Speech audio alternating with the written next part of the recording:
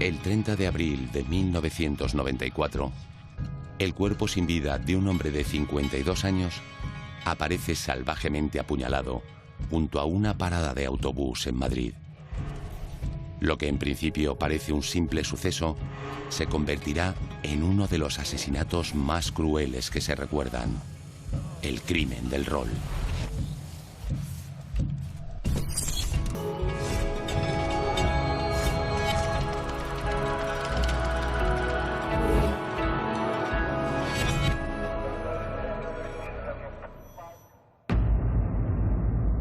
He llegado a las 9 menos 20 de la mañana a hacer el segundo viaje que hacía.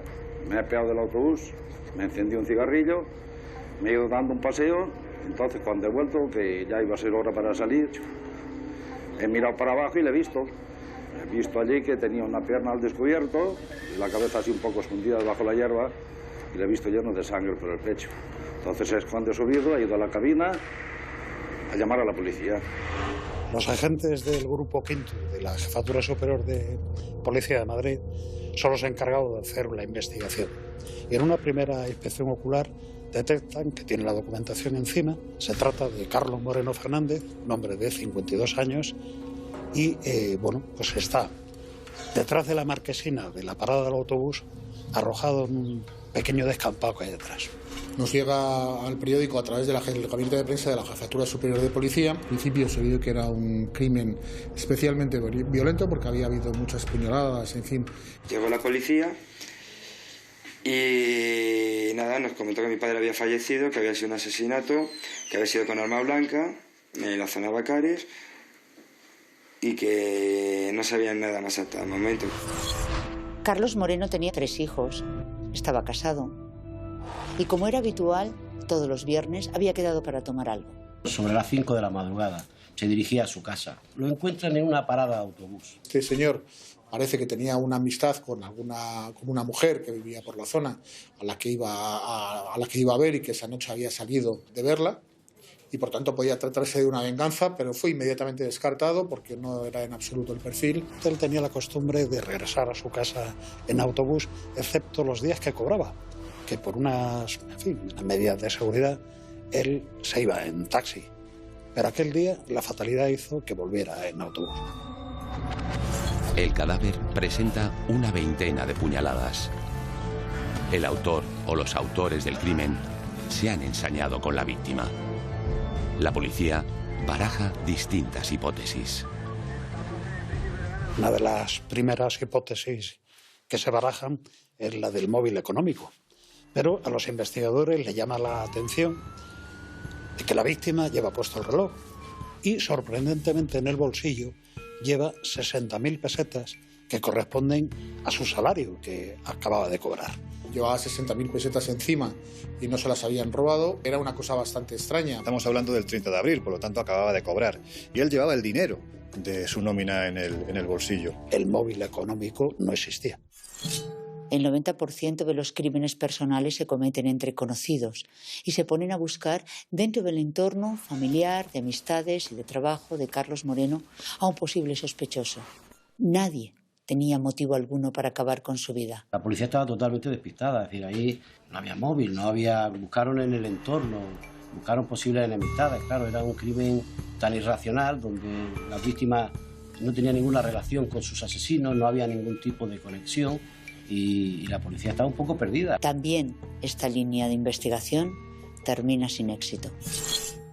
Días sucesivos, pues ya estuve yo en contacto siempre con la brigada, ya me estuvieron contando cómo fue todo y nos fuimos enterando. Intentamos entre todos buscar un móvil, lo primero para saber por dónde podía venir la muerte de mi padre.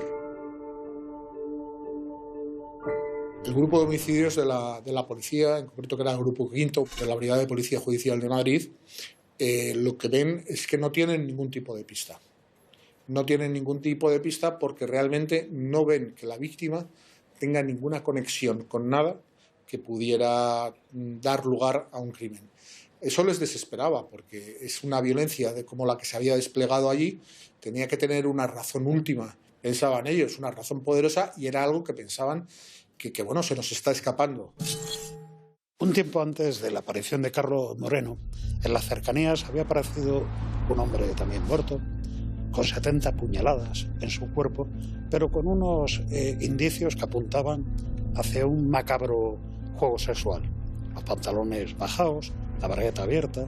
Como es natural, los investigadores, una de las cosas que hacen al principio también es investigar si ese otro crimen tenía algo que ver, pero es que ni la vida de las dos víctimas tenía nada que ver, ni guardaban ningún tipo de relación, ni por tanto se les podía conectar. ¿Qué estaban buscando en realidad los asesinos o el asesino de Carlos Moreno? Después de varias semanas en las que la investigación parece estar estancada, el caso da un vuelco. Un joven llamado Enrique Martínez acude a comisaría para denunciar que cree saber quiénes son los asesinos de Carlos Moreno. En la comisaría se presenta un chico que se llama Enrique Martínez. Él aporta los nombres de dos amigos suyos, Javier Rosado y Félix Martínez. Dice que son amigos de él que tienen como práctica habitual juegos de rol. ¿Por qué piensa él que pueden ser ellos? Pues simplemente porque en ocasiones han jugado al rol y viendo las informaciones que los medios de comunicación, a través de la televisión, la radio, la prensa, van ofreciendo de este caso, uno de ellos, concretamente Javier, parece tener demasiados datos relativos a este caso. Tras veía las noticias de que había aparecido una persona muerta en una marquesina con 19 cuchilladas, venía a decir que él había sido y se jactaba de que iba a haber muchos más crímenes y decía, no, eso que dice la tele no es así. Cuando decían algo certero, él asentía. Muchos de esos chicos que a los que se lo contaron no se lo creían, porque era normal, pensaban que era una cosa fantasiosa de los dos, de Javier y de Félix. Pero sin embargo, uno de los chicos se lo cuenta a su padre. Los padres, cuando oyen esa historia, les dicen, inmediatamente lo tienes que contar a la policía. Si no, el crimen nunca se hubiera descubierto. No hay nada más difícil para la policía de descubrir que un crimen al azar. Es decir, un crimen sin móvil. Evidentemente, los investigadores de la policía, cuando escuchan a este joven, pues el asunto lo cogen con pinzas.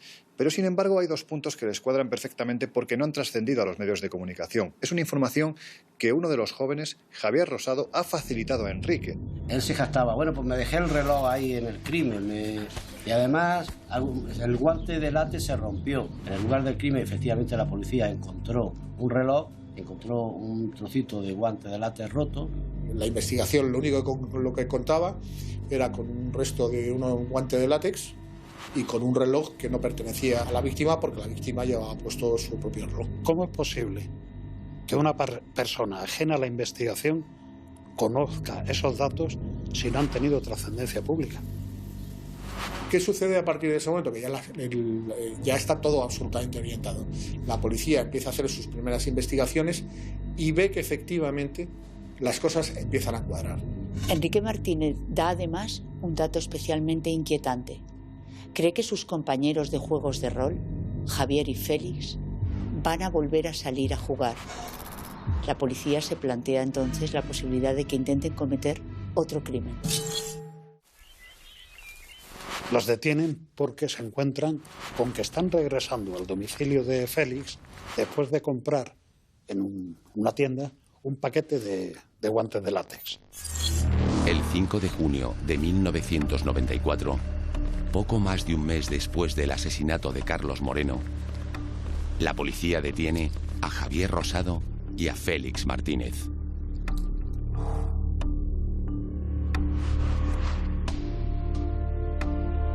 En el momento de su detención, Javier Rosado tiene un dedo vendado. Lo que está ocultando realmente es una herida. Entonces cuadran las piezas del puzzle. El trozo de látex, de un guante de látex, que se había encontrado en el escenario del crimen, correspondía precisamente a un dedo de un guante. Entonces, lo que parecía lógico es que en el forcejeo la víctima mordió a uno de sus agresores y por eso había caído allí el trozo de guante y Javier llevaba la señal de la mordedura en el dedo. La policía registra las viviendas de Félix Martínez y de Javier Rosado. En el domicilio de este último, los agentes encuentran importantes pruebas incriminatorias. y hacer un registro en su dormitorio, en el dormitorio de su casa, donde hay 3.000 libros. Javier Rosado era una persona culta, estaba estudiando en ese momento tercero de químicas, era retraído con los compañeros, pero era una persona culta. En su habitación encuentran un elevado número de libros, hablamos de cientos de libros, de materias relativas a literatura gótica, a esoterismo, a ocultismo. También se encuentra una chaqueta que parece tener rastros de sangre, que podrían pertenecer a la víctima. Se encuentra un cuchillo de grandes dimensiones y quizás lo que acaba siendo uno de los elementos más terribles de este caso, que es un diario detallado de cómo Félix y Javier cometen el crimen. Yo tuve acceso al diario, sí. Tremendo, tremendo. Porque la forma de relato era muy, muy cruel, muy fría, y a mí me impactó, y cada vez que lo leo, pues me sigue impactando. Javier Rosado describía con una frialdad espantosa, espeluznante, cómo habían matado a esa persona. Lo describía detalle por detalle. Dónde le habían aceptado las cuchilladas, cómo habían empezado a hablar con él, por qué habían elegido a esa víctima, que fue al azar. Salimos a la 1:30. Habíamos estado afilando cuchillos, preparándonos los guantes y cambiándonos. Elegimos el lugar con precisión.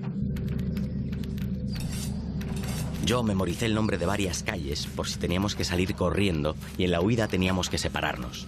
Quedamos en que yo me abalanzaría por detrás mientras él le debilitaba con el cuchillo de grandes dimensiones. Se suponía que yo era quien debía cortarle el cuello. Después de narrar cómo se han ido preparando y cómo prácticamente han salido a la caza de sus víctimas, pues también van anunciando pues, los descartes que van haciendo. Antes de las 5 de la madrugada podían matar a una chica. Estuvieron buscando posibles víctimas en la zona del barrio de Manoteras.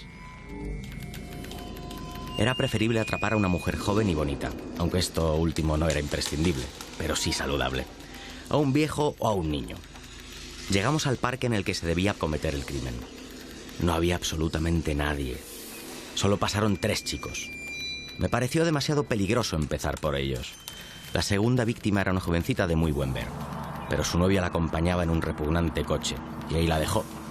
Fuimos tras ella, pero se metió en un callejón. Se cerró la puerta tras su nuca.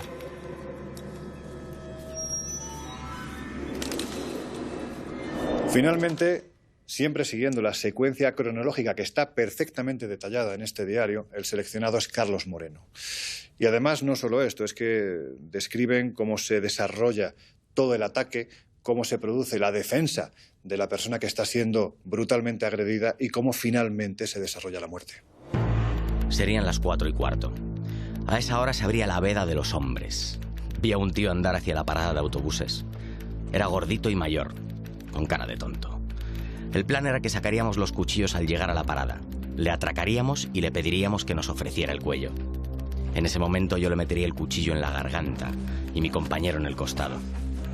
La víctima llevaba zapatos cutres y unos calcetines ridículos. Era gordito, rechoncho, con una cara de alucinado que apetecía golpearla, y una papeleta imaginaria que decía, quiero morir. Si hubiese pasado a la 1:30 no le habría pasado nada, pero así es la vida.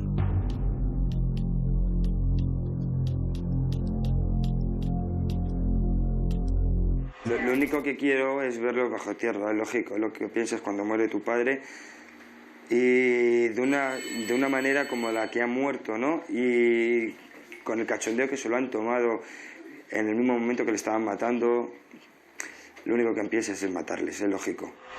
No había móvil y él lo eligió porque era el más indefenso en ese momento y no había nada que lo pudiese vincular con él. Es la mala suerte de estar en el lugar no apropiado. Primero simularon que era un atraco. El señor evidentemente se resistió, decía que no les daba dinero. Ellos en realidad no querían dinero.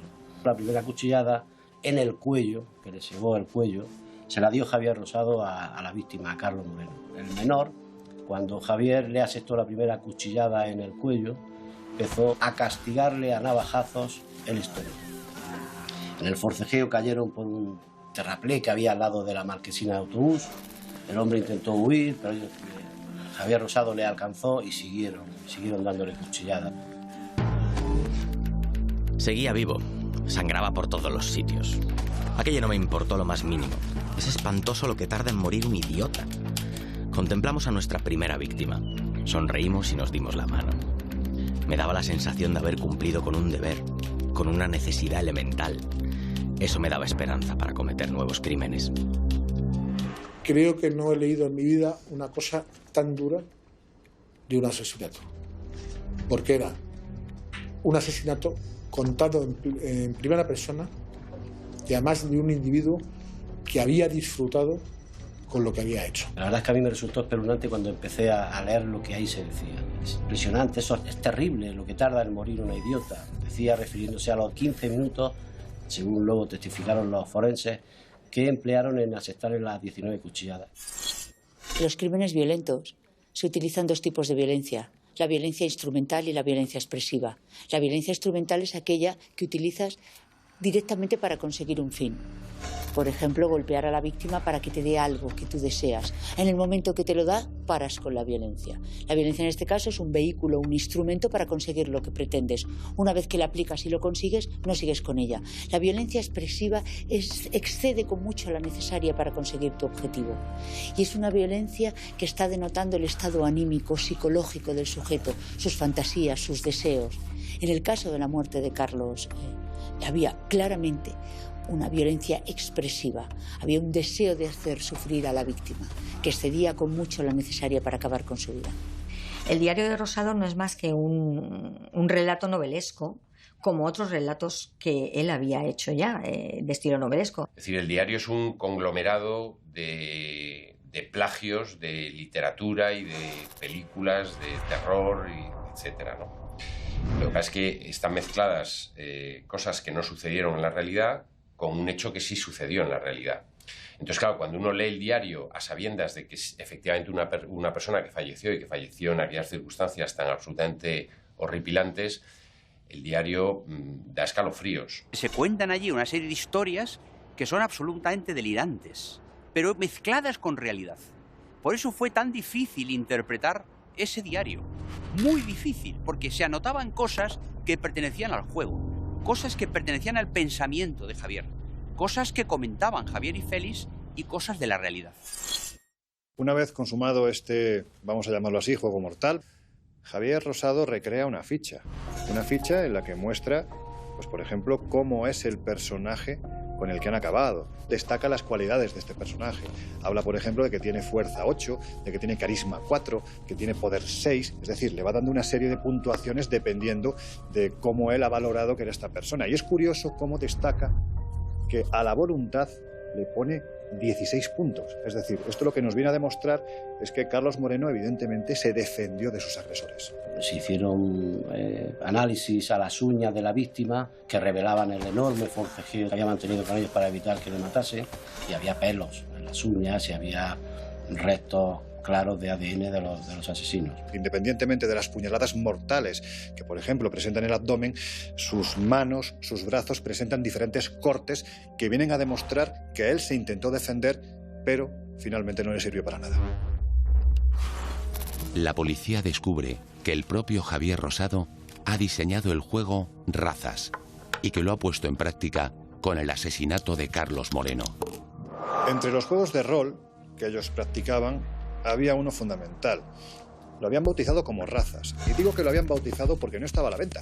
Este juego, con todas sus complicaciones, con todas sus aristas, lo había creado el propio Javier Rosado, que no dejaba de ser el líder de este grupo de 5 amigos.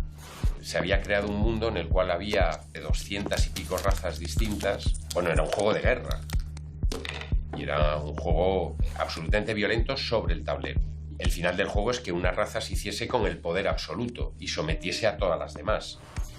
Ellos eran muy amigos los 5, tenían todos una cierta dependencia a Javier Rosado, sobre todo por una cuestión de edad, porque Javier Rosado era mayor que ellos. Además era el creador del juego y además era el que en el juego del rol ejercía el papel de máster, es decir, el que dirigía de alguna manera la partida. Félix en esta concreta situación se vio envuelto en una espiral que consistía en que se pasaban horas y horas y horas juntos y solos jugando a un juego que se había inventado el maestro, Javier. Y ahí él perdió los límites de la realidad y entró en un mundo de fantasía que no pudo controlar. era a todos los efectos un esclavo intelectual de Javier Rosado. No hacían otra cosa que no fuera jugar a ese juego en una mesa alrededor de un tablero, un día y otro día y una semana y otra semana. Es decir, jugaban y su mundo prácticamente se redujo en los meses anteriores al asesinato, se redujo a la partida que jugaban de razas. Sabíamos que tenían partidas de rol porque sacaron una especie de club y sabíamos que jugaban a eso, vamos. De hecho hay carteles por la cafetería de los juegos y eso.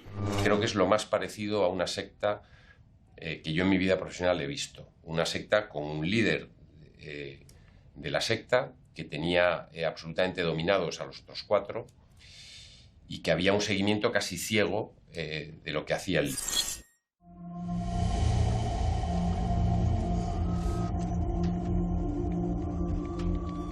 Cuando salta lo del juego de rol, evidentemente es una enorme sorpresa para los periodistas y también para los propios investigadores, porque no se había producido jamás en España un caso similar. El crimen tuvo una repercusión espectacular a nivel mediático, tanto a nivel nacional como a nivel internacional. Y llamó muchísimo la atención en la sociedad española, que quedó conmocionada. Era como los chavales han sido capaces de llevar un juego de rol, un juego con fichas en un tablero, de llevarlo a la realidad. Y como esas cabezas de estos 2 chicos no tuvieron el freno necesario para decir, bueno, esto es la realidad y este es el juego. Yo no lo pensaba, o sea, a mí cuando me enteré que era por un juego, me quedé alucinada, o sea, me quedé blanca, o sea, que le mate por un juego es que rarísimo. Además, un juego de rol me parece que es que es increíble, vamos. Nosotros pensábamos que sería por otra cosa, vamos, pero al menos por un juego. Iba a pensar que por un juego se puede matar a la gente. Nadie, vamos, yo pienso que nadie. En aquel tiempo, analizando el contexto social, donde el juego de rol es algo que está llegando de América, muy poco conocido, no son muchos los que los practican, de repente los periódicos nacionales salen con grandes titulares en los que hablan del crimen del rol. Imaginemos la psicosis, la conmoción que provoca en la sociedad. De hecho, a partir de ese instante podemos decir, posiblemente por desconocimiento, que los juegos de rol se acaban demonizando. A los adolescentes se les recomienda que no jueguen, porque si tú juegas al rol, puedes acabar como Félix y como Javier, convirtiendo lo que es una ficción en una terrible realidad. Pues un juego de rol es coger una personalidad de un personaje que tú manejas, que no tiene por qué ser parecido a ti, e interpretar, pero solo interpretar, no sacarlo de sus casillas y ir pues a través de unas aventuras con tus compañeros. La imaginación es lo que más se usa en este juego.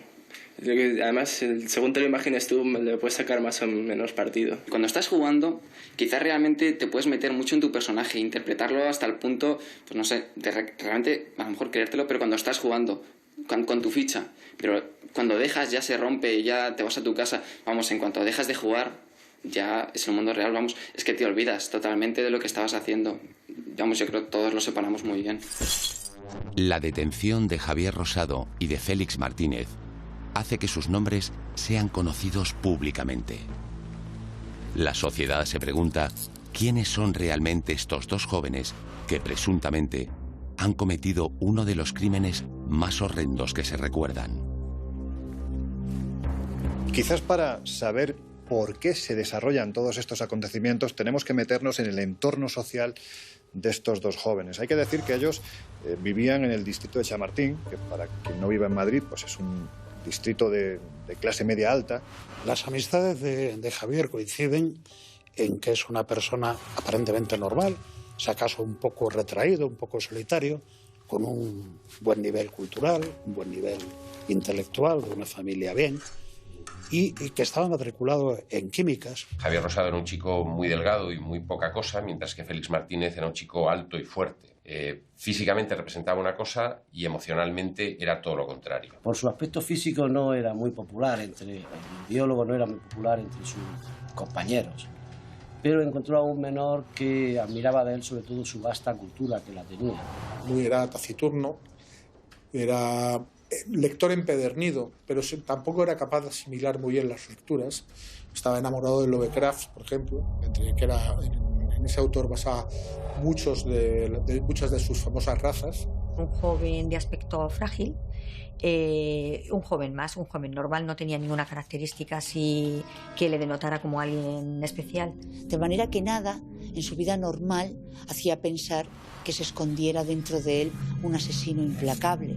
Javier Rosado presenta lo que llamamos una fachada compensatoria. Es el buen hijo, es el buen compañero, un alumno perfecto, un chico que no da problemas, que no llama la atención, que no da la nota, que pasaría desapercibido entre cualquiera de nosotros. Javier Rosado era alguien que pasaba desapercibido en cualquier sitio hasta que tomaba la palabra y se ponía a hablar. Tenía una inteligencia prodigiosa, una cultura importante. Era, y supongo que seguirá siendo, y fue, un hombre muy inteligente, muy seductor, con una gran capacidad de convencer al otro, no solo a Félix, sino a cualquiera que le rodeara. Era un hombre con mucha fuerza personal, con mucho conocimiento cultural y con mucha capacidad de persuasión. Entonces Félix se convirtió en un discípulo, era como un discípulo en una secta. Lo que pasa es que en la secta solo eran dos, el maestro, que era Javier, y el discípulo absolutamente entregado, prácticamente abducido, que era Félix. El que era un obsesionado con el juego de rol era su amigo, Félix, que se acerca a él para enseñarle ese juego, cómo se juega el rol. Y es a partir de ese momento cuando Javier Rosado empieza a pensar, a cavilar. Félix era un chaval que era mucho más joven que Javier. Él estaba bastante impresionado y bastante admirado por el otro joven, por Javier, y bueno, pues se dejaba de alguna manera llevar y tenían los mismos gustos, las mismas aficiones.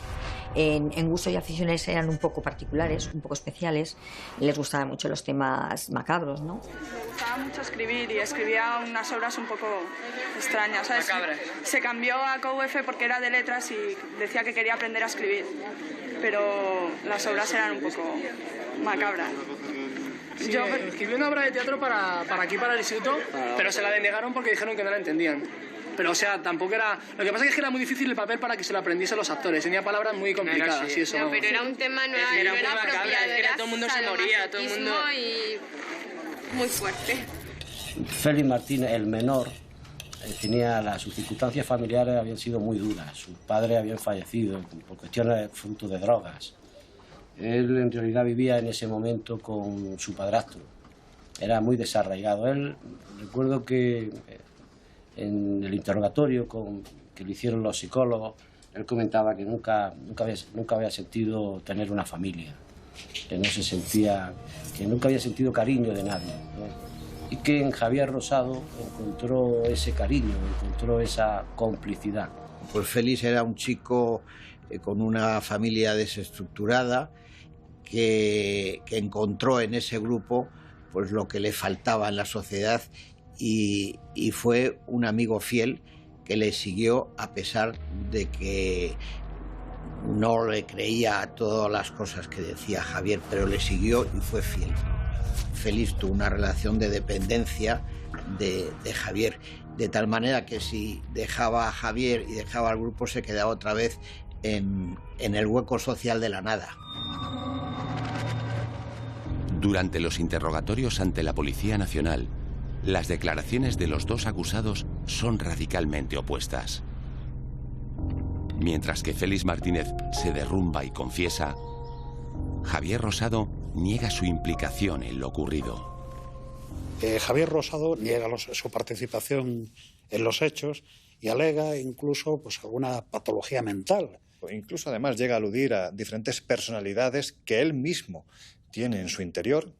Unas no se ponen de acuerdo con las otras. Inicialmente dijo que él no lo había hecho, que si decían que lo había hecho sería así, pero que él no lo había hecho. Porque desde el principio dijo que los que lo habían hecho eran 3 de las personalidades que él tenía dentro que se habían confabulado para ese acto. Bueno, una de las personalidades era Satán, que es muy habitual en las personalidades múltiples. Entonces se juntó el mal, la fuerza y una tercera personalidad que dio el visto bueno. Se juntaron las 3 y pasaron a la acción. Félix jamás me relató expresamente lo que había ocurrido aquella noche.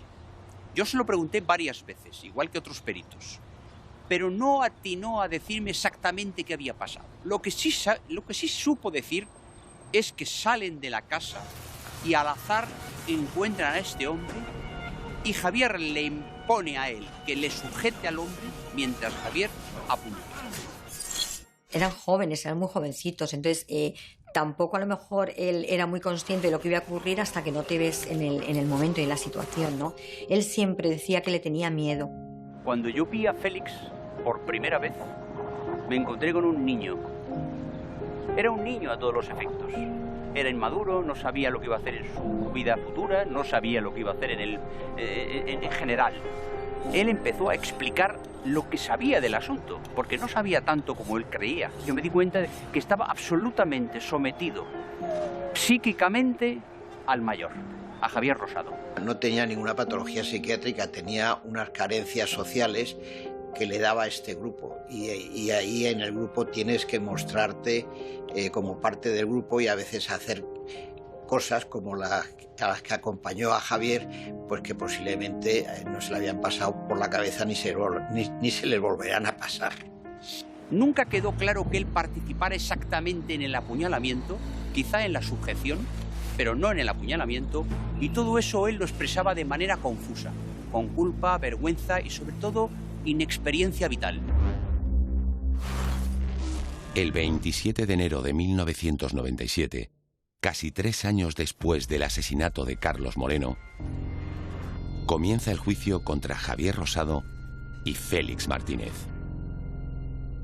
El debate se centra en si Rosado es un enfermo mental con personalidad múltiple o si por el contrario es un psicópata perfectamente consciente de sus actos. La primera vez que yo vi a Javier Rosado lo vi en los calabozos de los juzgados de Plaza de Castilla. Hay una foto que se ha difundido mucho en los medios de comunicación donde él se ve acompañado por la Guardia Civil y con la cabeza agachada y esposado a las espaldas. Lo esposaron por detrás, pues bueno, porque había levantado tanta conmoción el crimen que incluso los propios agentes de la Guardia Civil entendían que no era justo que se tapara la cara, que al menos conociera a España qué persona había cometido tan brutal crimen. Y yo le pregunté, Javier, ¿te arrepientes de lo que has hecho? Yo no he hecho nada, yo no he hecho nada, yo no he hecho nada, eso decía. Rosado lo recuerdo como en su personaje, porque él crea personaje y por lo tanto tenía el personaje judicial. Entonces creo ese personaje que era el que tenía que llegar a la sala. Bueno, pues yo creo que como creó su personaje lo tenía preparado, ¿no? Es decir, yo creo que tenía preparado hasta la alternativa de si lo cogían, ¿no? Por lo tanto creó un personaje. Y no fue fácil desmontarlo, ¿eh? La gran duda que se planteaba durante el juicio era si Javier Rosado era una persona que estaba, enferma mentalmente o simplemente era un psicópata. Javier Rosado, el principal inculpado en el asesinato del juego del rol, ¿es o no es un loco? Esta es la pregunta clave que se debate hoy en el juicio que se sigue desde hace 4 días en la audiencia provincial por el asesinato de un hombre víctima de un juego macabro. Psicólogos y psiquiatras no se ponen de acuerdo en sus diagnósticos, salvo en que se trata de una personalidad con una psicología muy compleja. Fue muy interesante porque la presidenta de la sala, creo que era una mujer, en vez de hacer que declarasen unos y otros, lo que hizo fue que se sentasen todos y expusieran sus opiniones y se contradijeran entre ellos, ¿no? El juicio se convirtió en un auténtico duelo forense. La batalla no era baladí, se jugaba mucho, puesto que si Javier Rosado era consciente que su destino sería un centro penitenciario, pero si por contra era un enfermo mental, acabaría en un centro psiquiátrico. Si la justicia me los pone en la calle, no sé lo que puede pasar. De primera, si quieren que una familia honrada se vuelva criminal, pues lo van a conseguir. Porque yo, desde aquí, digo a toda España, no voy a consentir que esta gente salga a la calle. Queremos que se cumplan todas las condenas al respecto. Y yo pido desde aquí al pueblo español la pena de muerte para estas 2 personas. Nunca un personaje ha desatado opiniones tan dispares entre los peritos forenses. La cuestión es que no es tan fácil como ir al dentista y te duele una muela y te la sacan. En psiquiatría y en psicología las cosas son muy variables. Un sujeto te dice A o te dice B y por eso no puedes deducir cómo piensa. En este caso, la gran duda fue si realmente era un trastorno de la personalidad, si era un trastorno esquizofrénico, si era un simulador o si era un hombre hiperinteligente que se burlaba del sistema y se inventó eso para justificar el crimen. Estaba controlado por otros yo, que son las distintas personalidades que él sentía que tenía dentro cuando entraba en trance y que hacía que se apoderase de él en sus pensamientos, en sus movimientos y en sus actos. Yo el diagnóstico que puse es que tenía un trastorno de la identidad, un trastorno disociativo de la identidad, del yo. Antes se llamaba personalidad múltiple. Supone que la persona se siente que hay otras personas dentro de él que son los que en determinados momentos controlan toda su actuación. Él decía que tenía una personalidad múltiple de 43 personalidades, cosa que no existe en toda la historia de la humanidad, por lo menos hasta donde yo conozco, ¿no? Los resultados todos apuntaban siempre a un sujeto que tenía un perfil claramente psicopático y que era simulador del trastorno de personalidad múltiple. Y claro, luego las 43 personalidades eran realmente 43 personajes que él había creado de un juego que había inventado, que se llamaba Razas, y que cada personaje pues tenía una propia personalidad. Él decía, yo tiro un dado y me sale la personalidad 18, y la personalidad 18 corresponde con tal personaje, que realmente era un juego que él había diseñado, ¿no? Y entonces basó todas las características de sus personalidades en esos personajes. Por su ausencia de expresión facial, por su ausencia de miradas, por su frialdad en el ánimo, por su parquedad en las palabras, estaba ante una persona con una psicosis, es decir, una persona enferma mental. Él no tiene capacidad de arrepentimiento puesto que tiene características psicopáticas y el psicópata no tiene la capacidad para tener arrepentimiento, no lo siente. Si se me solicitan 3 características, yo destacaría el desmesurado sentimiento de autoestima personal, una frialdad emocional bastante intensa y una tendencia a la mentira y a la manipulación constante. Es un perfil claramente de características psicopáticas. Evidentemente, los informes de los peritos psiquiátricos forenses eran muy desfavorables, es decir, solamente los psicólogos mantenían que Javier Rosado tenía conocimiento y conciencia de lo que había hecho. Los psiquiatras, sin embargo, pensaban que era un auténtico desdoblamiento de personalidad y que por lo tanto era inimputable en la medida de que no era consciente del bien y del mal. Las psicólogas tuvieron el mérito de luchar contra forenses de prestigio muy reconocido y mantenerlo durante casi 2 años, ¿no? Es decir, algo difícil, y al final, pues, evidentemente tenían razón, ¿no? Pues en el juicio se intentó desprestigiar incluso por la edad que teníamos, ¿no? En aquel entonces éramos 2 mujeres muy jóvenes y hasta se nos intentó, pues dejar de alguna manera subliminal que como éramos muy jóvenes no tendríamos la suficiente experiencia. Teníamos en contra que éramos psicólogas, que éramos jóvenes. Y bueno, también es muy importante el hecho de que la psicología forense en España en aquella época no tenía el reconocimiento y el prestigio en los tribunales de justicia españoles como la psiquiatría forense. Y pocas veces he visto yo a tantos peritos participando en un juicio y dar opiniones tan absolutamente dispares los unos de los otros. No se ponían de acuerdo entre ellos. Había un grupo de los peritos que sostenían que era un enfermo mental, un esquizofrénico y que tenía una gravísima afectación de las facultades cognitivas y volitivas. Y había otra parte de los peritos que sostenían que era un psicópata, que no tenía afectación ninguna, que era un simulador. Las tesis en la defensa psiquiátrica de Javier Rosado fueron tan contrapuestas y uno se pregunta, ¿es que un perito de parte puede de algún modo construir un especial diagnóstico para favorecer a su informado, en este caso aquel que le contrata? No. La ley de enjuiciamiento criminal establece que los peritos están obligados a decir verdad. Cosa distinta es que conozca algún elemento que no favorezca a su cliente y lo omita.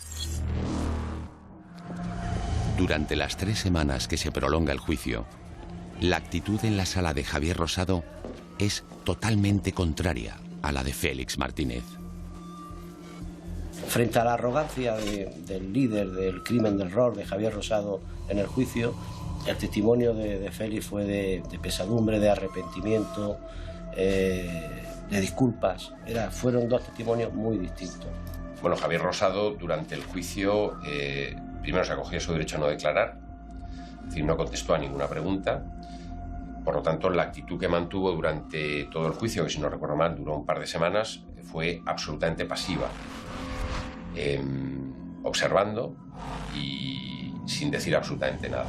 Es que los padres de Javier prefieren que no hagamos sus letrados declaraciones y hay que respetar su voluntad, ¿no? Era una persona soberbia, era muy soberbia. Sus gestos y modales a lo largo de la vista se le veía arrogante. Tuvo un comportamiento arrogante. Tomaba notas todo el tiempo y que cuando hablaban los psiquiatras hacía la V de Victoria. Siguió manteniendo la misma tesis. Se dedicó todo el juicio a escribir en una libretita y tal.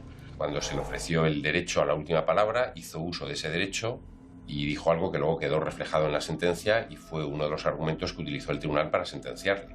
Recuerdo su alegato final y de alguna manera tanto mi compañera como yo esperábamos algún tipo de alegato así, porque es muy típico, muy característico de este tipo de personalidades psicopáticas. No pueden evitar el sentimiento de estar por encima, ¿no? De ese sentimiento de grandiosa autoestima que te comentaba antes, ¿no? De quedar por encima, de tenerlo todo claro y quiero recordar que dijo que él no había sido, pero que en todo caso el cuchillo pequeño, que era el que hacía las heridas leves, lo llevaba él, con lo cual pues queda todo dicho, ¿no? También de alguna manera ahí. Se derrotó Javier Rosado, el ideólogo del crimen, se derrotó. Dijo, porque es que yo no llevaba el cuchillo grande lo llevaba Félix. Claro, Félix había mantenido en su declaración que el cuchillo grande lo llevaba Javier y él intentó desmentirle, pero claro, de camino implícitamente estaba reconociendo que él había participado en el crimen. Se habló mucho si el juego de rol o los juegos de rol tenían algún tipo de responsabilidad en lo que había pasado. Yo creo que ninguna. Es decir, yo creo que sucedió a través de un juego de rol como podía haber sucedido a través del ajedrez o a través del parchís. El juego de rol fue el vehículo a través del cual Javier Rosado volcó todas sus obsesiones y posiblemente todos sus problemas. Es malo el rol, ¿no? Lo que es malo es el personaje que instrumenta el rol, ¿no? Es rol cómo se juega, pero yo creo que los juegos no son inofensivos. Yo creo que las actuaciones son de las personas. Y Javier Rosado es una persona muy significada, que atrae a un grupo de gente detrás de él, ¿no? Hoy en día sabemos que los juegos de rol son juegos básicamente en los que uno se posiciona frente o adoptando determinados personajes que son absolutamente inocuos y que incluso en ocasiones ayudan al desarrollo social, afectivo y emocional de quienes participan y que nada tienen que ver con la actividad criminal.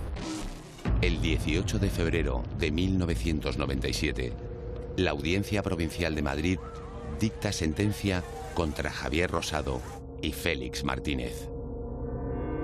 42 años de cárcel ha impuesto la Audiencia Provincial de Madrid a Javier Rosado, el principal inculpado del asesinato llamado del juego de rol, y 12 años de reclusión menor para su cómplice en el crimen, para Félix Martínez. Quedan absueltos otros 2 amigos acusados en su día de conspiración para un nuevo asesinato. La balanza finalmente se inclinó por la tesis de las psicólogas forenses y se determinó en sentencia, y así se ratificó por el Tribunal Supremo, que Javier Rosado era plenamente consciente del asesinato vil, cruel y con un claro ensañamiento de Carlos Moreno. Había querido matarle y sabía que estaba matando a un ser humano. El menor, como era menor de edad, tenía 17 años entonces, fue condenado a 12 años de cárcel. Si la justicia española sigue así, lo único que va a intentar es que el pueblo nos tomemos la justicia por la mano. Porque no se puede hacer que un tío que comete un asesinato, como se ha demostrado, como que llevaba el cuchillo y todo, porque tenga 17 años, le caiga 12 años de prisión menor y que a los 7 años esté en la calle. Félix Martínez pasó 4 años de los 12 a los que había sido condenado por el suceso del crimen del rol. Posteriormente, cuando salió a la calle, estuvo en un piso tutelado, pues intentando ver si realmente esa reinserción se iba produciendo. Nada más salir de prisión ya se le empezó a dar permiso con 3 años y pico, 4. Fue a una residencia de Horizonte Abiertos, una residencia donde van internos. Allí estuvo durante un tiempo. Se marchó durante varios años a Alemania. Quería olvidar el terrible crimen que había cometido en España. Javier Rosado cumplió su pena en la cárcel pero de una manera que podemos decir ejemplar.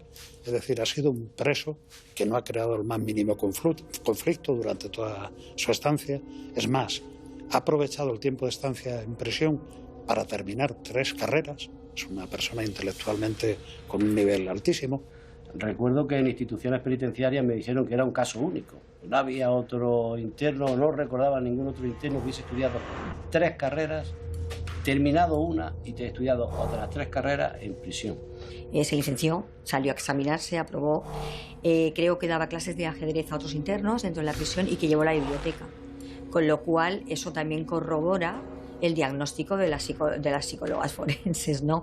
Puesto que una persona que tuviera el deterioro cognitivo que tiene un aquejado de ese trastorno de salud, como puede ser una esquizofrenia o una personalidad múltiple, cualquier trastorno psicótico, pues hubiera sido inviable, ¿no? Javier Rosado, de los 42, cumplió 12 o 13 años de prisión. A los 13 le dieron el 3er grado.